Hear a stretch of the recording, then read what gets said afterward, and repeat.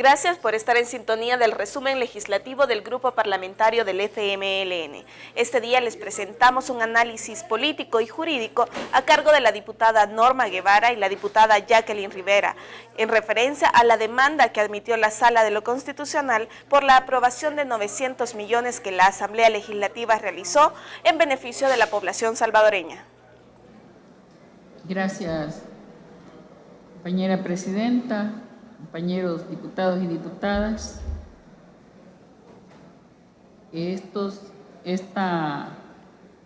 Este anuncio, esta admisión de recursos anunciado el día de ayer por la Sala de lo Constitucional debe ser comprendido por la población salvadoreña.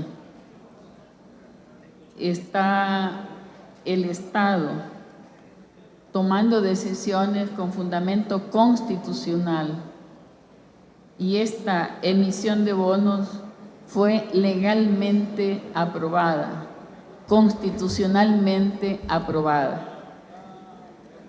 Los argumentos con los cuales se quiere envolver una decisión política de bloquear el sostenimiento financiero de las políticas públicas es un error, creyendo que por dañar al presidente, al FMLN, se está dañando al país, se le está maniatando al gobierno combatir la inseguridad, comprar chalecos antibala para los policías, patrulla, comprar equipo, pagar mejor a los agentes, reparar los locales donde están albergadas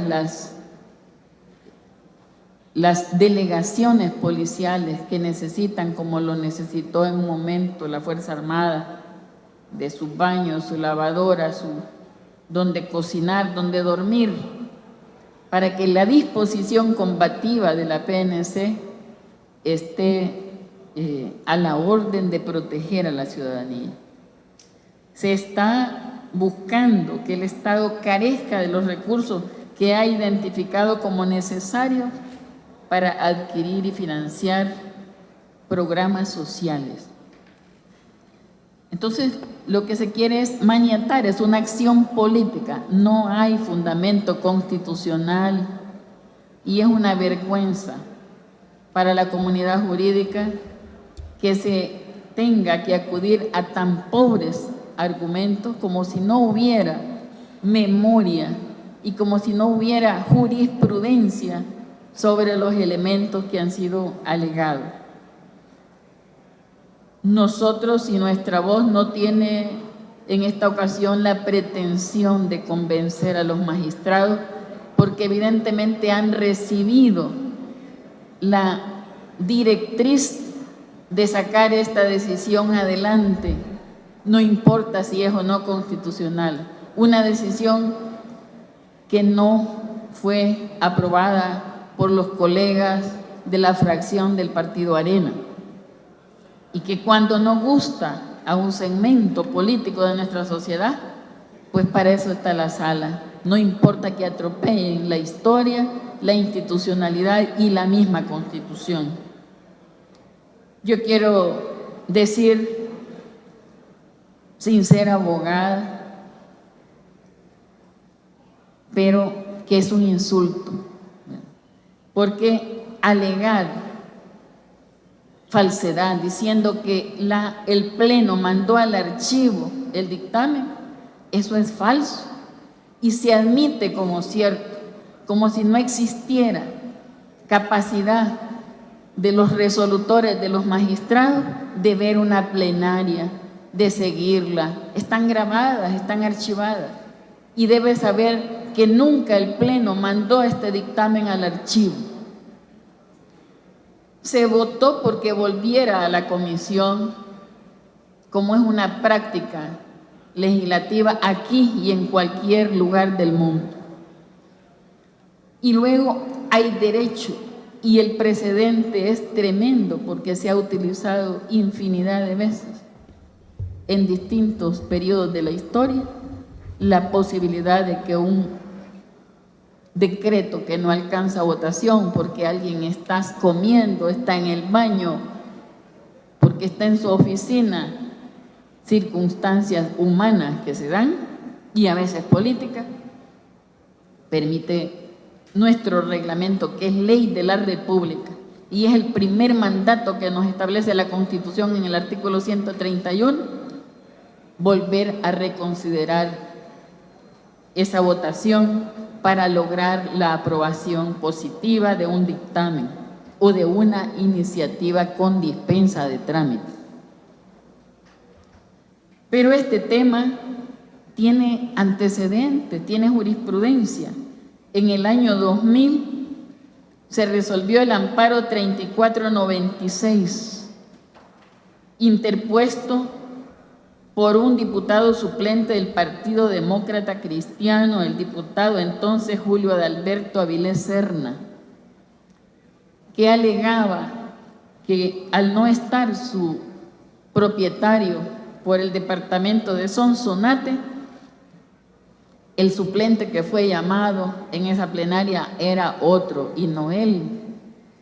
Y la sala, de manera correcta, entonces, le respondió que no hay ninguna violación, porque los diputados, una vez electos e integrado el Pleno, cada uno de nosotros no representamos a un departamento, sino, como lo dice nuestro artículo 125, representamos al pueblo entero.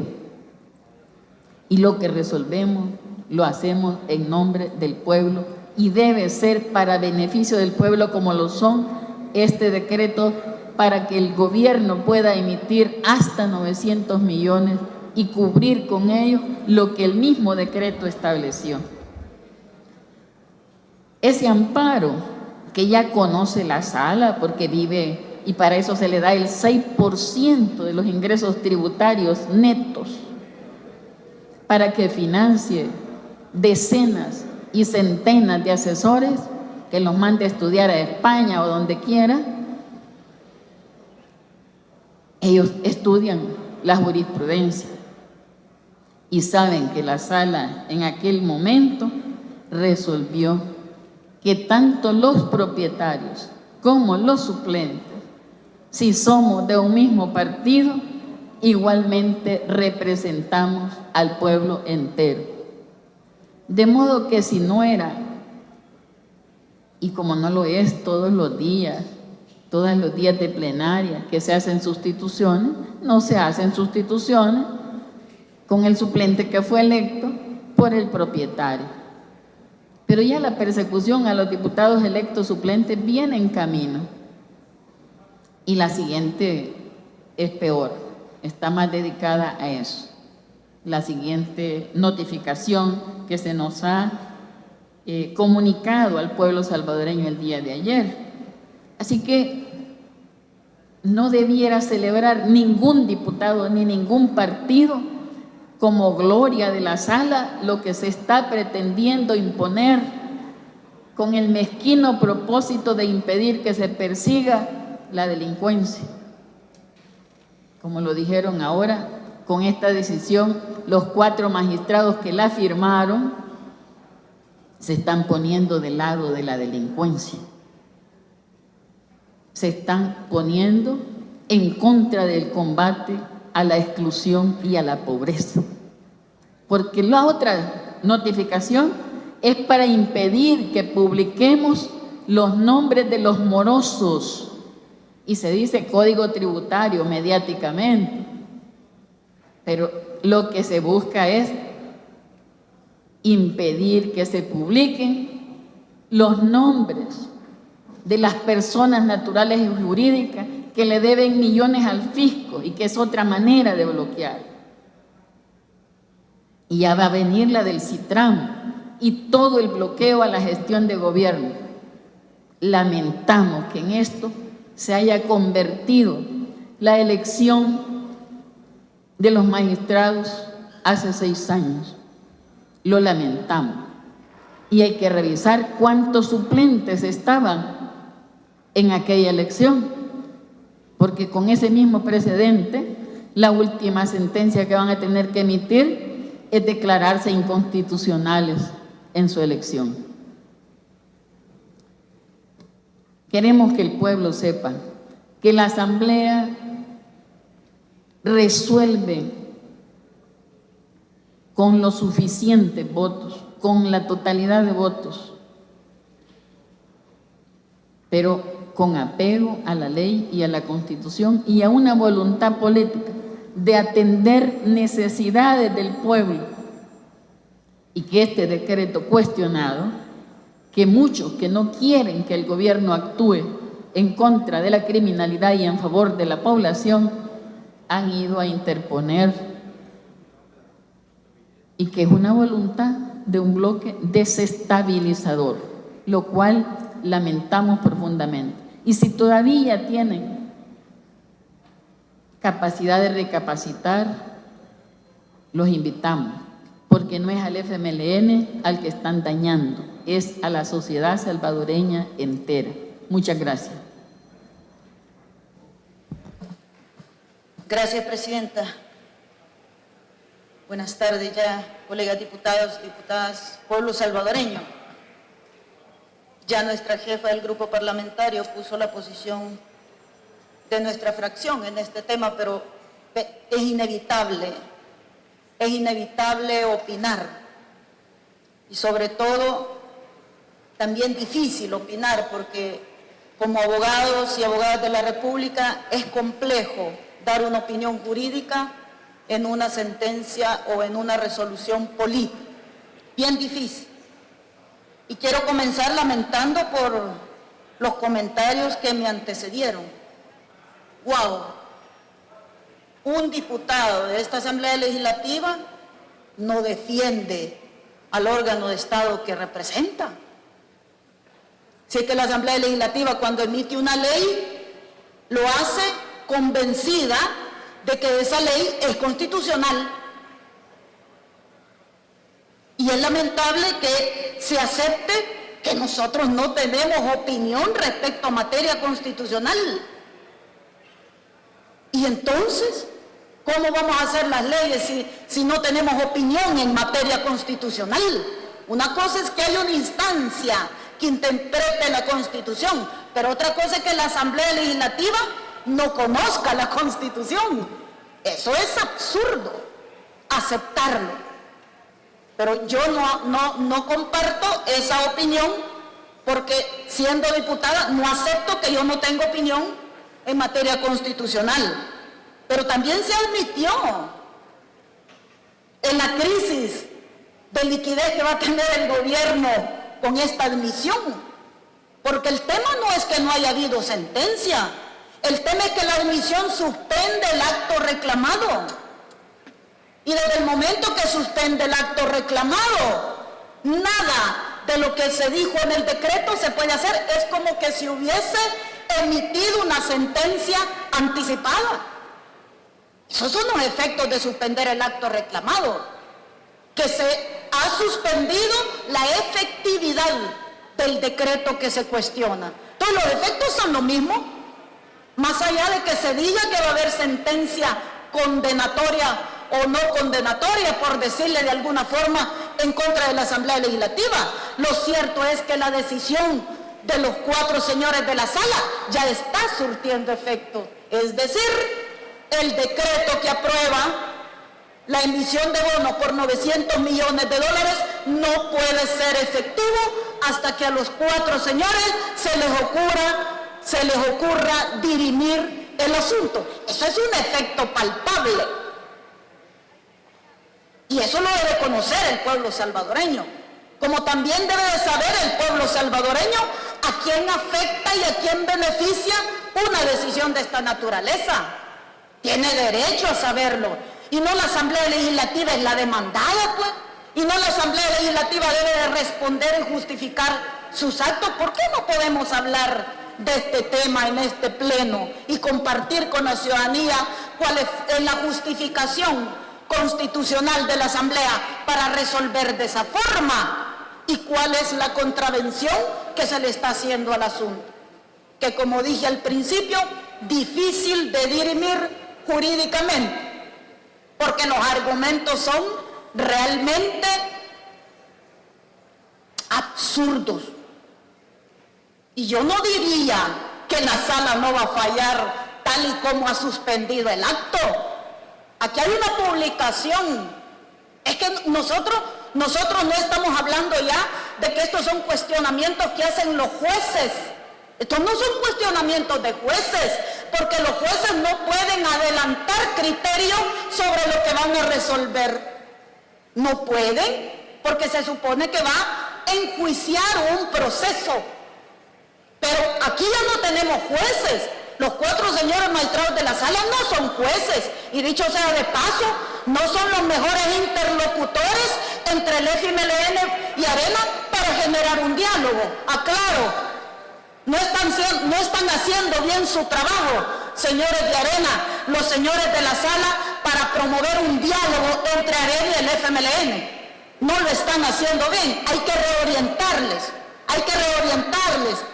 A los señores a esos 4 magistrados, cómo deben de promover un diálogo entre el FMLN y Arena. Pero este tipo de decisiones no van a promover ese diálogo, no van a obligar al FMLN a ejecutar la agenda de Arena, porque no es el Arena quien ganó las elecciones, Arena las perdió. Y no nos van a obligar a través de sentencias a dialogar. Lo aclaro porque si esa es la intención, no es el mecanismo. Busquen otro, pero no es ese. Fíjense que aquí hay una publicación del diario de hoy, del 11 de junio del 2015. Y leo literalmente, y aquí lo han puesto en negritas. Se lee bien. Y dice el magistrado Rodolfo González, por eso que yo planteo que, aparte de que ya están surtiendo efecto el acto de la sala, es lógico que la sentencia va a ser declarando inconstitucional, no por aspectos de fondo, porque no hay manera de rebatir la constitucionalidad de lo que aprobó la Asamblea, sino por argucias, inventos absurdos que la sala está haciendo. Y aquí dice, esto se llama adelantar criterios, se llama esto, jurídicamente hablando. Dice aquí el magistrado, leo literalmente, según el acta, dicen, uno de los magistrados que está conociendo lo que nos notifican, según el acta de la plenaria, dice, el decreto ya había sido mandado al archivo. Eso es adelantar criterio. Y dice, cuando está enviado al archivo, fíjense, no se puede discutir en los próximos 6 meses. ¿Qué me indica aquí? Esto coincide con la fecha de presentación de la demanda. Fíjense que el decreto fue emitido el 23 de abril de este año. Y la demanda fue presentada deprisa el 30 de abril de este año. Y justo resuelve y suspende el acto reclamado después de que el ministro de Hacienda dice que este día iba a publicar ya la venta de los certificados. ¿Se acuerdan ustedes? ¿No les parece que un camino recorrido? ¿Se acuerdan ustedes cuando nos estaban entregando las credenciales a los diputados y diputadas? ¿No les parece una historia ya algo conocida? Cuando nos estaban entregando las credenciales a los diputados y diputadas, a las 9 de la mañana estaba programada la entrega de las credenciales, a las 8:30 ellos dicen que las credenciales para los diputados y diputadas de San Salvador eran provisionales. Perdóneme usted, ¿podría yo decir que esas son resoluciones jurídicas o son resoluciones políticas? Es que no necesito yo ser abogado para entender de que hay una intervención directa de un partido político que se llama 4 magistrados de la Sala Constitucional que está compitiendo, opinando y decidiendo, y sobre todo que está cogobernando. Esto ya no puedo decir, suspenden el acto reclamado, no se pueden vender los certificados hasta que a la sala se le ocurra resolver. La demanda fue presentada el 30 de abril, Hoy, ¿cuánto es? 11 de junio. ¿Cuántos meses pasaron para que la sala admitiera y suspendiera el acto? Casi 2 meses. ¿Y por qué hoy? Justo. Esa es una manera de ponerse frente a quién manda aquí. Si yo quiero que saque los certificados, los sacas. Si no quiero, no los sacas. Y otro acto ilegal. Aquí ya se dijo, en ninguna parte de la ley de procedimientos constitucionales dice que en una demanda de inconstitucionalidad la sala puede suspender el acto. Eso se llama un acto arbitrario de parte de la sala, discrecional de parte de la sala. Yo hubiese querido ver a la sala con una actitud así, de agresiva, de contundente, de imparcial, como se pretende mostrar cuando admitió o cuando resolvió las inconstitucionalidades que se cuestionaban respecto al Tratado de Libre Comercio. Yo hubiese creído, pero vieron ustedes, hay que leer la sentencia que dio la sala. La sala dice que no se pronunció sobre la inconstitucionalidad de unos artículos porque no se había planteado bien la demanda. Si aquí la sala le ha corregido la plana a quien ha querido, si les ha hecho la demanda a quienes han presentado la demanda, cuando los temas son de interés de quienes le dan la orden de cómo actuar. Por eso digo yo que hay que contarle la historia completa al pueblo salvadoreño. Y fíjense qué cosas, ya se anunció, porque la Asamblea cuando emite una ley, cuando aprueba un decreto, y mire, y lo digo por lo que se afirma aquí, y yo le hago un llamado a los magistrados que vayan a leer el artículo 90 del reglamento interior de la Asamblea. Ellos nos han dicho que las leyes se interpretan de manera integral, no se pueden interpretar de forma aislada.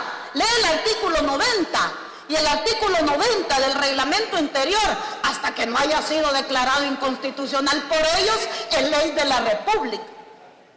Y el artículo 90 dice esto, fíjense. Ojo, y ahí voy a hacer una comparación con lo que sucede con las resoluciones que emiten los jueces.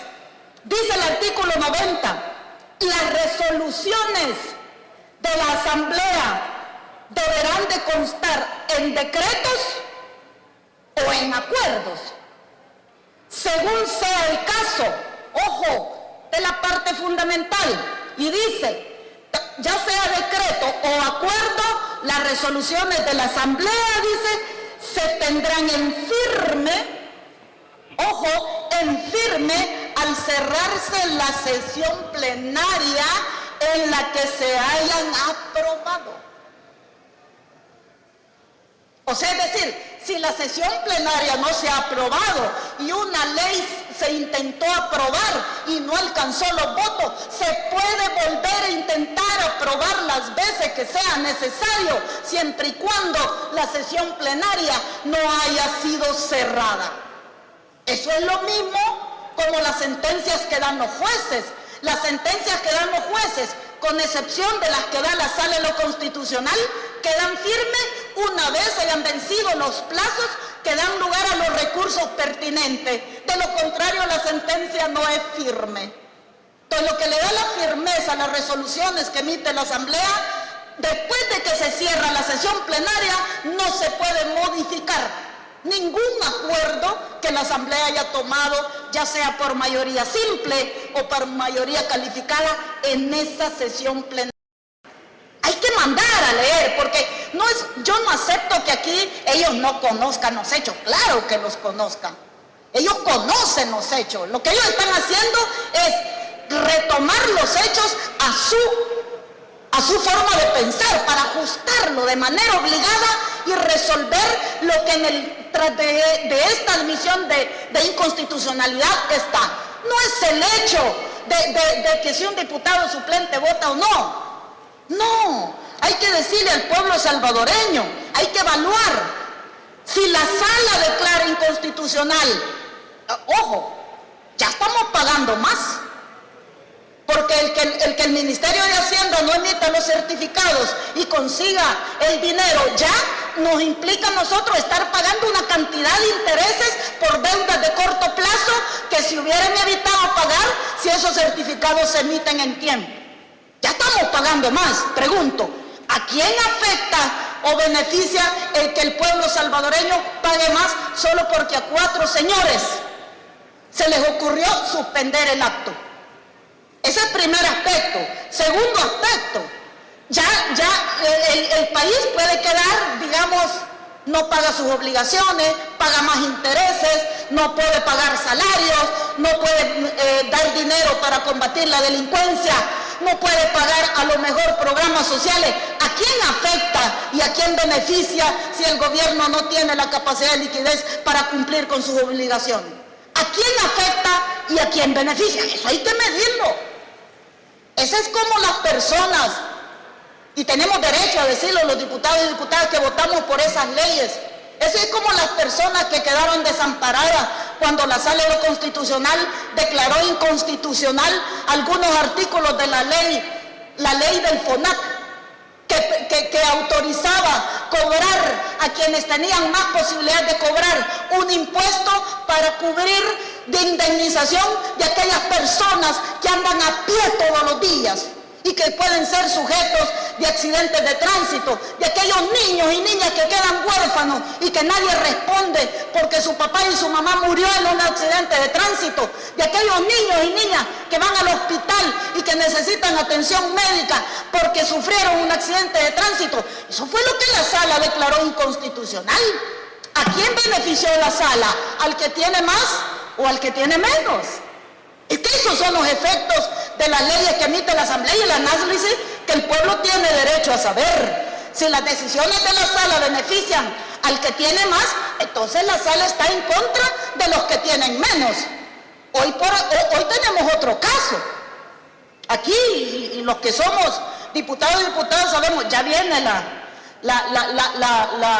presión para que aprobemos, que publiquemos el listado de los que donan a los partidos políticos. Pero aquí hay una demanda de inconstitucionalidad, si queremos hacer parangón. Hay una demanda de inconstitucionalidad que lo que está cuestionando es que se publiquen los nombres de los deudores de la hacienda pública. ¿Y de quién es el pisto que se quedan los que no enteran el dinero del Ministerio de Hacienda? ¿Del empresario o es dinero que ya pagamos los consumidores en concepto de IVA, por decir algo? Porque los consumidores pagamos el IVA, cada cosa que consumimos, y los que son encargados de enterar ese IVA que nos cobran al Ministerio de Hacienda no lo han entregado, y esos son los listados que no quieren que se publiquen. Entonces yo pregunto, ¿a quién beneficia una admisión de este tipo de demanda? ¿A quien tiene más o al que tiene menos? Si a mí me preguntan, el FMLN estamos por los que tienen menos, por los excluidos, por los marginados, por los que nunca habían tenido oportunidad de ser atendidos con políticas públicas.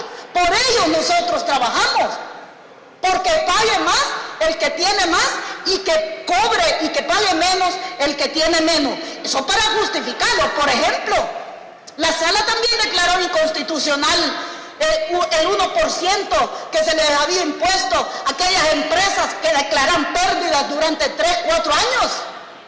Y ese 1% que se les había puesto a esas empresas, grandes empresas, que 2, 3, 4 años seguro declaran pérdida. Y uno se pregunta, ¡wow! ¿Qué nivel de solidaridad? Usted tiene la empresa solo para trabajar, porque que no gana, no gana. Porque si usted declara pérdida es que no puede pagar impuestos porque no ganó. Pero si usted no ganó un año, es comprensible. Si no ganó otro año, también se le da el beneficio de la duda. Pero si ya no gana el tercer año y sigue declarando pérdida y tiene edificios, tiene carros, tiene propiedades, tiene activos y no paga impuesto, eso fue lo que la Sala declaró inconstitucional. Dijo que las empresas podían seguir declarando pérdidas cuantas veces quisieran y eso se llama elusión fiscal.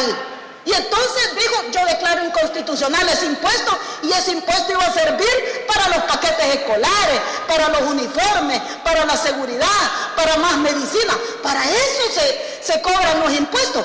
Pero la Sala lo declaró inconstitucional. ¿A quién favoreció la Sala con esa declaratoria de inconstitucionalidad? ¿Al que tiene más o al que tiene menos? Al que tiene más. Entonces, si aquí hay una cantidad de sentencias que se han venido emitiendo donde favorece al poder económico que siempre ha estado detrás de los gobiernos de este país y va dejando en indefensión al que tiene menos, a mí que no me vengan a decir que eso se podría llamar pilar de la democracia. Si la democracia no solo es ir a votar, la democracia no solo es elegir, la democracia es que se me cubran los derechos fundamentales que la Constitución me da. Y yo solo quiero cerrar nada más diciendo dos cosas, porque el pueblo debe de entender que lo que estamos debatiendo aquí son notificaciones, pueblo salvadoreño. Y estas notificaciones la Asamblea Legislativa tiene que responderlas y justificar el por qué emitió esa ley. Por eso es bueno este debate. O sea, la Asamblea debe justificar el por qué aprobó los 900 millones de dólares para que se emitan certificados. La Asamblea deberá de justificar el por qué reformó la ley de impuesto sobre la renta y autorizó de que los nombres de los deudores de la hacienda pública sean publicados. Eso es lo que debemos de justificar. Y si a mí me preguntan si eso es legal, es legal. Y si a mí me preguntan que vuelvo a votar de esa manera, vuelvo a votar, porque considero que es lo que legalmente procede. Pero el problema es que aquí se hace sentir de que si la sala dice que es inconstitucional, es inconstitucional. Si la sala dice que es ilegal, es ilegal. ¿Y cuál es la ley que a la sala lo rige? Se llama Constitución de la República. Y la Constitución de la República dice que los servidores públicos, porque no me gusta decir funcionarios, porque somos servidores de la gente, los servidores públicos no podemos hacer más de lo que la ley nos manda, pero la sala tiene por lo menos, y hago la aclaración, los 4 magistrados tienen por lo menos 4 años de estar incumpliendo la Constitución de la República. Y yo ante ese tipo de arbitrariedades, ante ese tipo de acciones discrecionales, ante ese tipo de desestabilización de las instituciones del Estado, no las comparto y siempre lo voy a hacer notar. A mí que me digan que contradecir las opiniones de la sala, estoy atacando la institucionalidad, por Dios. Si quien ha destruido la institucionalidad de este país ha sido ellos. Si quien le ha impedido que la Asamblea Legislativa legisle ha sido la sala. Si quien le ha impedido inclusive, ya viene lo del Citrán, ya viene. Y miren qué cosa, cuando estaban ellos, porque habían agendado ellos el tema del Citrán para generar otro desorden en el Citrán, casualmente habían varios entrevistados por allí que estaban hablando del tema, que estaban diciendo que se declara inconstitucional. Hay que irle a preguntar a la gente que transporta en el Citrán. Vayan a preguntarle, súbanse un día y pregúntenle a la gente que hace uso de ese servicio si no le ha beneficiado esa decisión que ha sido cuestionada, por supuesto, del lado de la oposición, que al igual que la sala, al igual que sus aliados, al igual que FUSAL y todas esas instituciones que se adjudican representar a la ciudadanía, han cuestionado de manera sistémica. Entonces, ¿quién está incumpliendo la Constitución? Los 4 magistrados de la Sala de lo Constitucional. Y eso no necesito yo ser abogado y abogada para reafirmarlo. Entonces, lo que está a la base de aquí es cómo respondemos. ¿Cómo le respondemos? ¿Cómo nos defendemos? ¿O es que cuando votamos no estamos convencidos que lo que estamos haciendo es constitucional? ¿O es que cuando votamos no estamos convencidos de que lo que estamos haciendo es un beneficio a la gente? ¿O es que cuando votamos no estamos convencidos de que nuestra actuación debe estar siempre en favor de resolver los problemas de la gente? Pero lo que queda claro aquí es que Arena, y hay que poner atención porque aquí se ha dicho que hay que esperar lo que resuelva la sala y que la señal que ha mandado la sala es que nos pongamos de acuerdo con Arena. La otra demanda que van a leer en un ratito, uno de los demandantes es un expresidente de Arena, vicepresidente, el doctor Borgo Bustamante, militante y afiliado de Arena. Entonces, pregúnteme a mí si eso goza de alguna imparcialidad y no tiene alguna sesgo político, que sea el pueblo que lo juzgue. Muchas gracias. Hasta aquí con el resumen legislativo del Grupo Parlamentario del FMLN. Le agradecemos por habernos acompañado y también le invitamos a que nos siga a través de nuestras cuentas. En Twitter búsquenos como @GPFMLN, en nuestra página de Facebook como Grupo Parlamentario FMLN y también a través de nuestra página web www.gpfmln.sb.